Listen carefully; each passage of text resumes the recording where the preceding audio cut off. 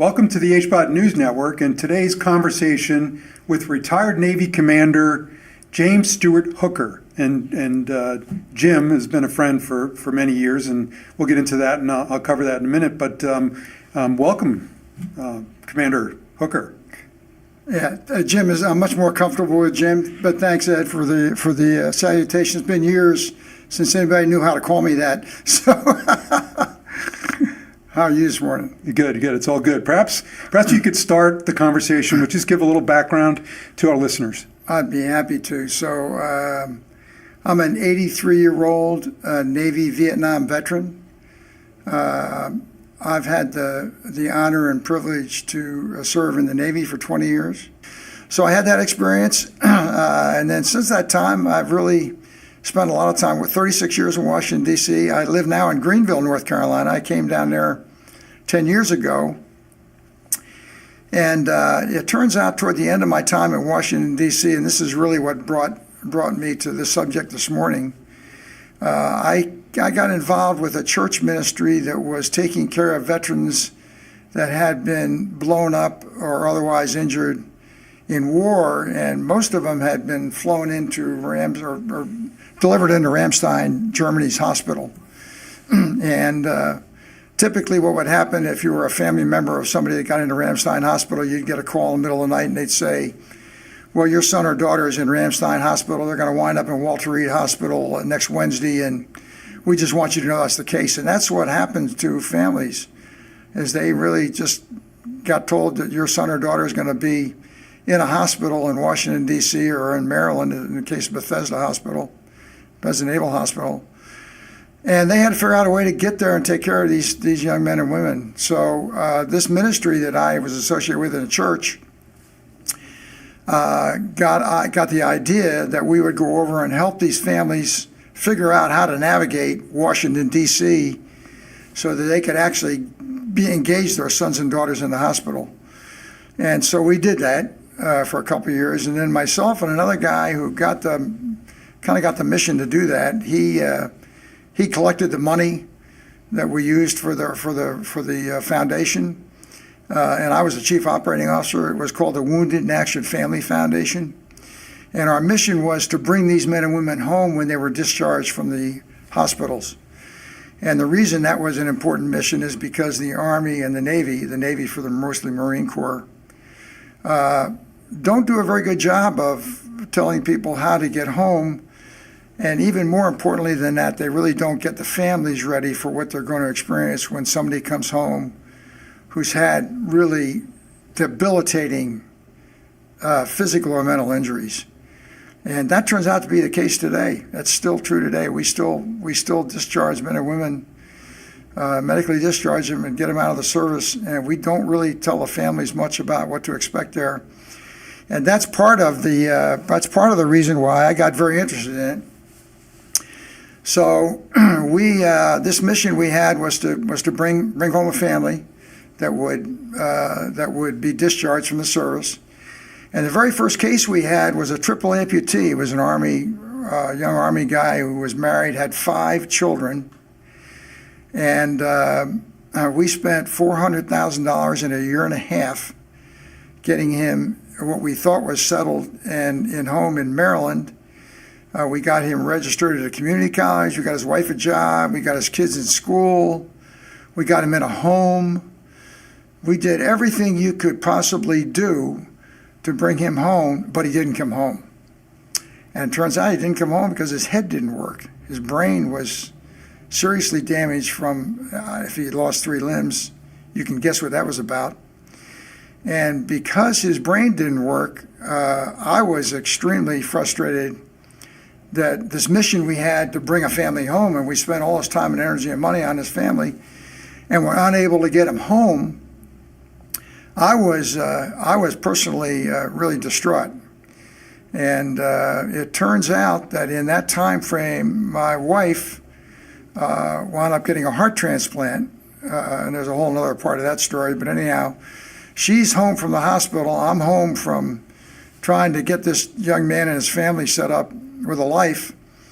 And she has the television on, and it turns out this guy named Dr. Paul Harsh is on television, and he's saying that this thing called oxygen therapy heals injured brains, PTSD and TBI. I did not know what TBI and PTSD was at the time. This is going on 10 years ago now. So my wife said, you should pay attention to this. I picked up the phone and called Dr. Harsh and said, I'd really like to come down and just see what you're doing down there. So he said, please do. So I flew down, spent about 2 days with him the first time. The second time I flew down to see him, there was a guy named Major Ben Richards. Ben was a Army, very bright guy. He spoke fluent Mandarin Chinese. They were going to make it an army. They were working on making a general out of him. He was on the track to be a general. Ben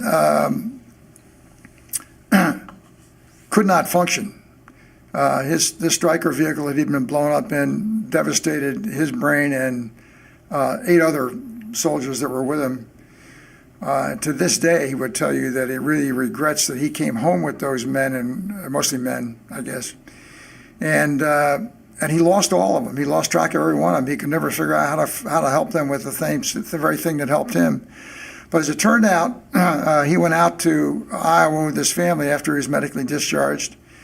The government told him, the NICO, well, I'll explain what that is later on, but anyhow, an advanced brain injury organization under DOD's leadership told him that he had TBI. He got diagnosed that way by them, and they sent him home and said, there's nothing more we can do for you. You're going to have to get used to a new normal.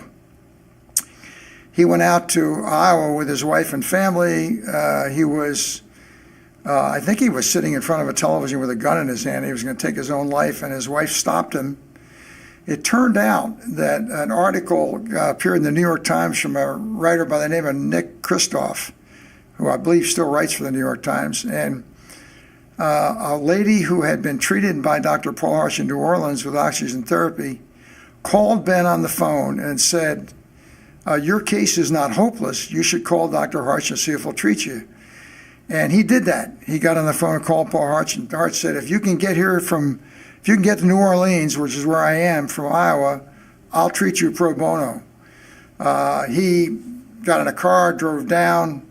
I wound up, the second time I went down to see Dr. Harsh, Ben was 2 days into his therapy.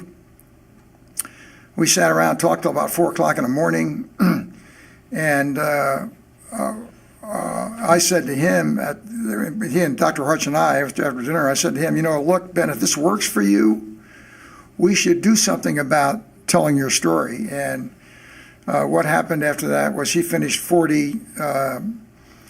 His story is a classic. It's a classic story. It's the story that really leads me to being with you today.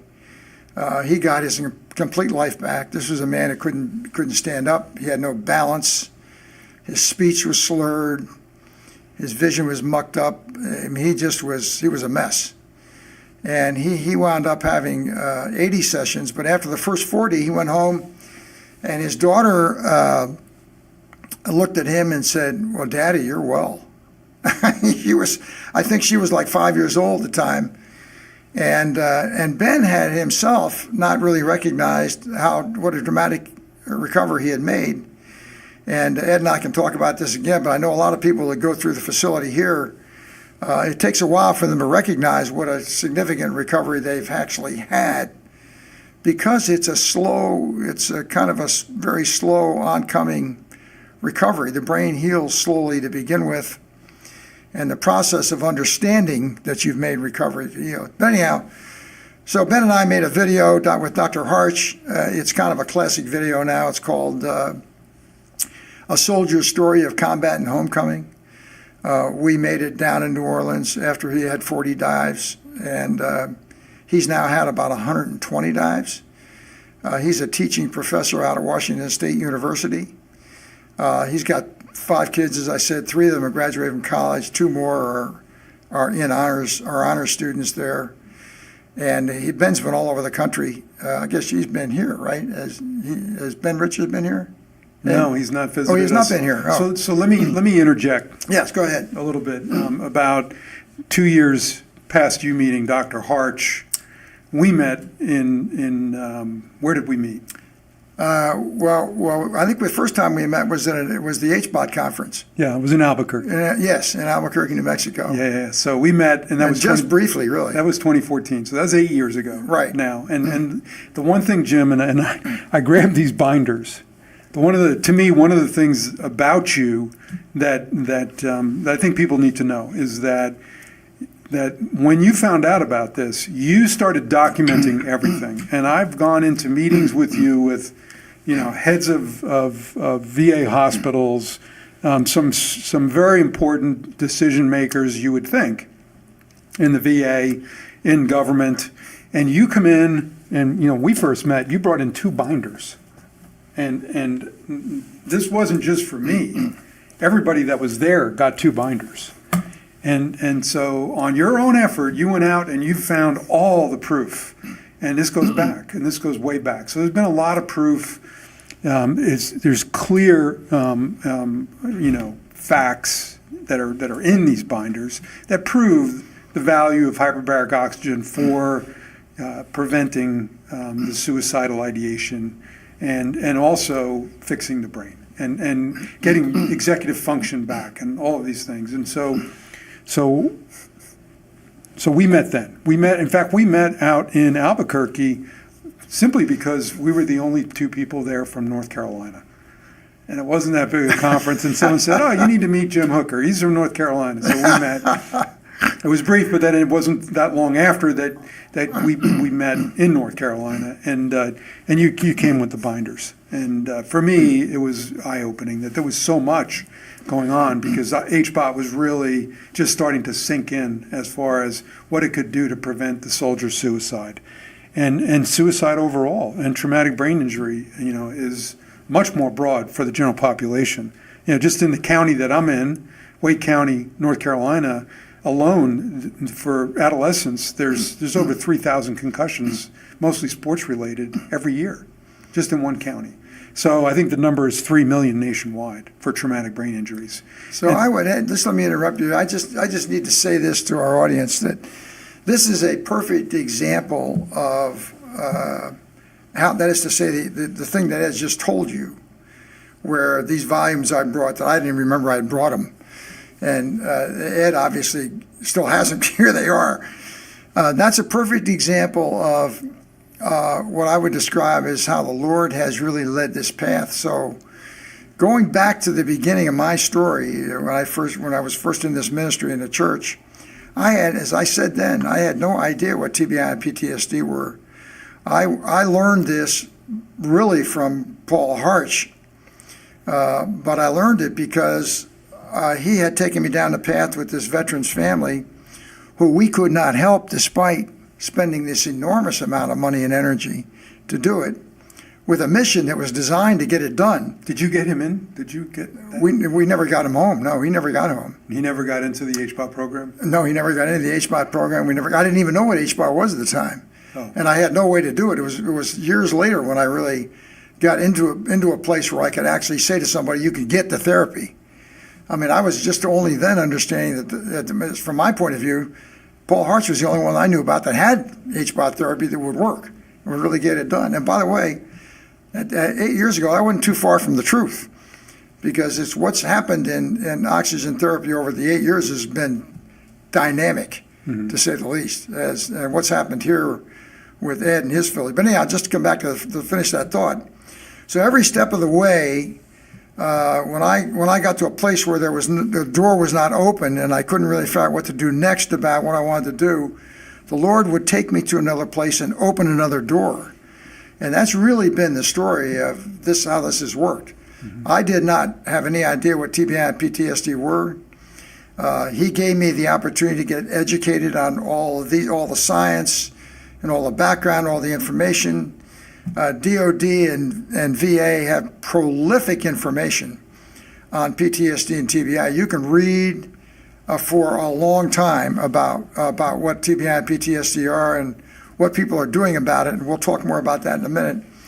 But I want to say that we've been blessed in North Carolina by the Lord, and the reason we're blessed is because he came to us. First of all, he delivered Ed to me, and I had no idea Ed was this impacted by the stuff I gave him, which is another indication to me that how powerful the Lord's work can be. But the other thing is that he gave me the opportunity to meet a congressman and a bunch of legislators in the state over time. Dr. Greg Murphy, who's now my congressman, who was then just a representative in the state legislature, and a number of other legislators who I've met since that time, who now have had the opportunity to be educated on this subject, and not only that, have witnessed men and women who have had the therapy successfully, some of whom have had therapy right here in this facility. And so you could describe it as a miracle. I've already had one miracle in my life, my wife's heart transplant. You could describe this as a miracle. From my point of view, it's what happens when you allow the Lord to intercede in your life and just go down the path he takes you. That's a great testimony, Jim. Thank you. And so one of the things that you alluded to is that, number one, they have a tremendous amount of information, and I think from the standpoint of traumatic brain injury and PTSD, there's been a lot of ways it's been described for the history of war, and I think it's important for everyone to understand that I understand your mission is the spirit of humanity here. No war is good. All war is bad. And the injuries that have occurred from the soldiers coming back that have been evident, a lot of it has been described as shell shock, right? I think that was maybe a World War I, World War II common phrase. Before that, they said they were nuts. They were nuts. Yeah, they lost it. Maybe they saw blood, and it took them over the edge, and they never recovered from that. And so there's been a lot of ways that they have sort of couched it, in a sense, and not made it what it really is. And it's clearly it's an injury to the brain. And so today we know much more about that. We understand that physical injury causes inflammation. That inflammation, prevents oxygen from getting to critical, thought processes in the brain, and emotions. All of that is affected by that inflammatory response. And then the stress that's caused by that can be long-lasting and chronic. Because of that debilitating, physiology going on, that long-term, that stress can sort of cascade and continue that inflammatory response. And so hyperbaric oxygen being a powerful anti-inflammatory was what you discovered at some point, and that this worked, and that all these other things, sure, they were great, they were good touchy-feely things, animal,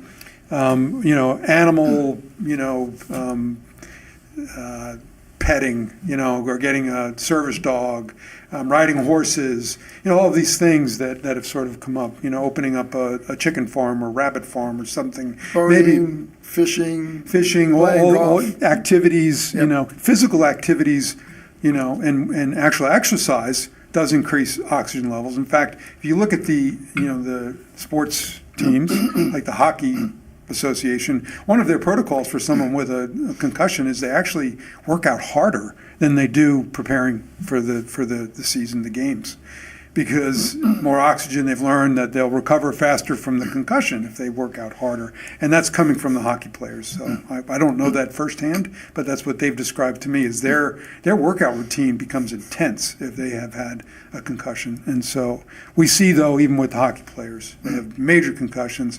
If it's acute and it's just happened, a couple of treatments and they're back. So it's been a long road, and one of the major accomplishments, Jim, that I think you're leading to is you got the North Carolina legislature, okay, with the help of Dr. Murphy, Greg Murphy, and so he's a doctor, and he was in the Assembly of North Carolina, and so he spearheaded this acceptance of hyperbaric oxygen for traumatic brain injury. So perhaps tell us a little bit about how the assembly worked and how Dr. Murphy got that through.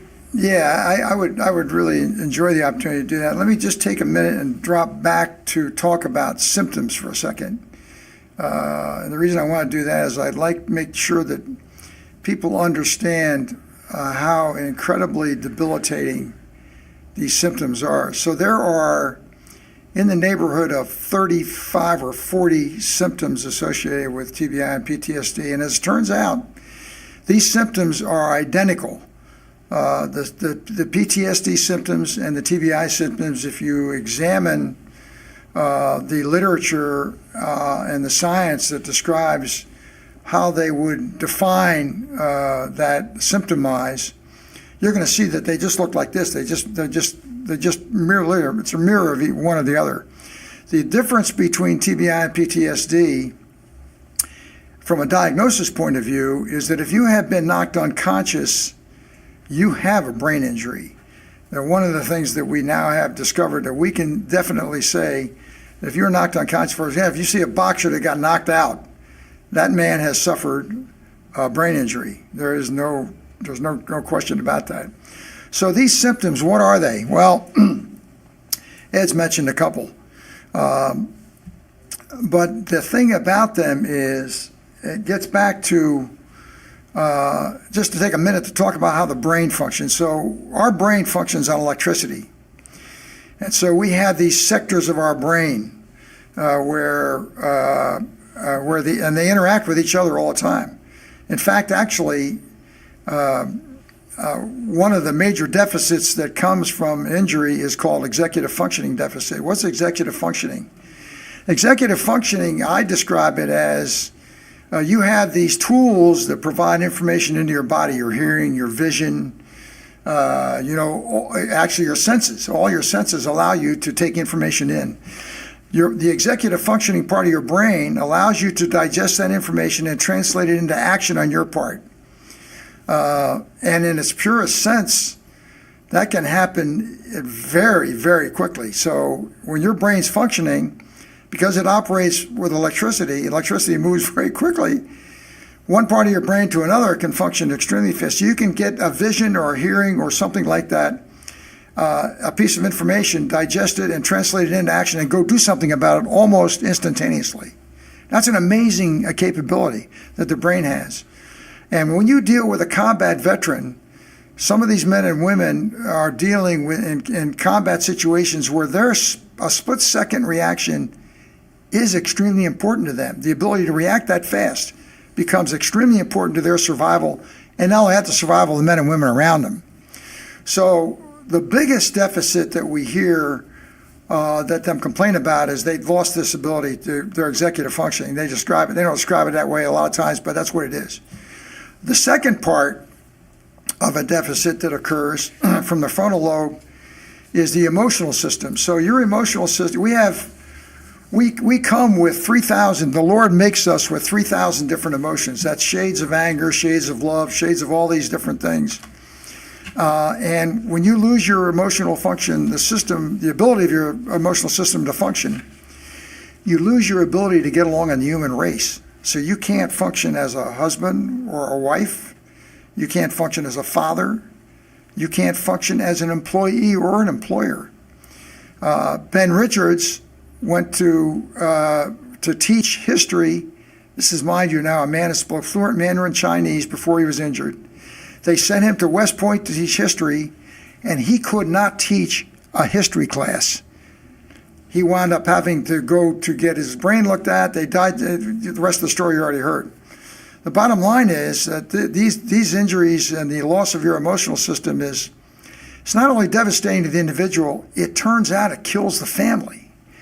And that turns out to me to be one of the most compelling symptoms associated with this entire problem of PTSD and TBI for people who have it.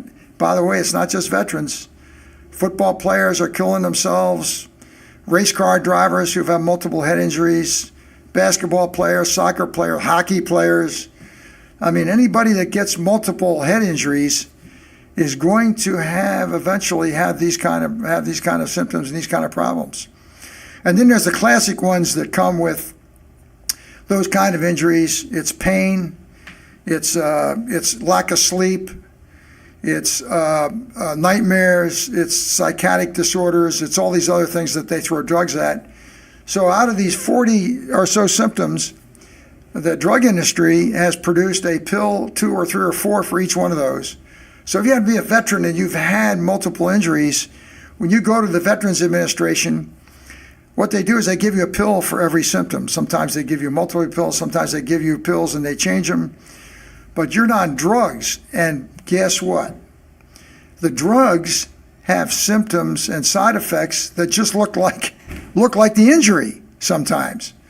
So you not only have an injury that would lead you to being hopeless and perhaps you want to kill yourself, but then you're taking drugs that is trying to mitigate the impact of these symptoms on your life, and the side effect of them is suicide ideation and suicide, which gets us to another subject, but we'll talk a lot about that a little bit later on. But I want to make sure people understand the symptoms of a head injury, of continuous injury to the brain, are really what this is about, because those symptoms taken together or even individually are just debilitating. And the debilitation of those symptoms leads you to a place where you can't live. Jim, one of the things that has really impressed me over time about you is that you have this dedication and this energy towards making a difference. And I just like to explore a little bit of those motives and what gets you there. Like one of the things that your accomplishment was getting that law passed through the North Carolina legislation. So I printed a copy of that just to make sure that that we took some time to talk about that. And I know that was a lot of energy. In fact, that was one of the few meetings we had early on where you said, you called me up and said, hey, can you come to this legislative vote? And they were going to vote on it. And so, you were ready. You were packing for bear, And I know that Dr. Murphy got up and he said his piece, and it was unanimous. And they all said, yeah, of course, we're concerned about that. And I know that you have a huge heart for the veterans and suffering to do this, and you've been led, by the Holy Spirit to do something about that, and that I believe is something that motivates a lot of people to do good. As they're being led to do that. And so in that process, one of the things that I've witnessed with you is sort of the great meeting you get us in, because you're relentless. You want to get to the source, the person, and they say that's great and nothing happens, or they're like a brick wall and they can't understand even basics. So just tell us how you feel about that, and because this has been a 10-year battle for you, and I don't see you slowing down. So actually, you and I have got a team member named Mike Weeks. Mike was a general manager at WITN News locally in Greenville, where I'm from, and he went out when he first got on board with us and talked to a bunch of people and came back and said, nobody knows what this is. Nobody really knows what HBOT is, And as it turns out, that's still pretty true. I mean, my experience was typically when I would go talk to somebody, even doctors, for example, at Vidant Hospital. So just to walk that back a little bit so you can understand in context how that played for me. When I first got down to Greenville 10 years ago, about a year and a half or 2 years later, I got engaged with a doctor by the name of a doctor who was head of rehabilitation medicine at Vidant Hospital. Became a good friend of mine. And I beat the stuffing out of those guys to try to get them to use. They have a clinic at 10th Street called a wound care clinic. It's the same oxygen chambers you have here, except they were mono chambers, individual person chambers. And they were using them for wound care. So typically, people would go in there that had diabetic foot ulcers or had wounds that would not heal, and they put them in an oxygen chamber, and in 10 or 15 sessions, it heals. So I said, well, that's what this is a brain injury, and we have evidence. Did they understand that? We have evidence just like that. Well, I gave them the same book you had. Did they understand that? Oh, he understood it. He understood it worked. Did they start doing it? Yeah, but what he would say to me is two things. One, the United States government doesn't recognize this as it works for TBI and PTSD. And of course, it also doesn't recognize TBI and PTSD as an injury.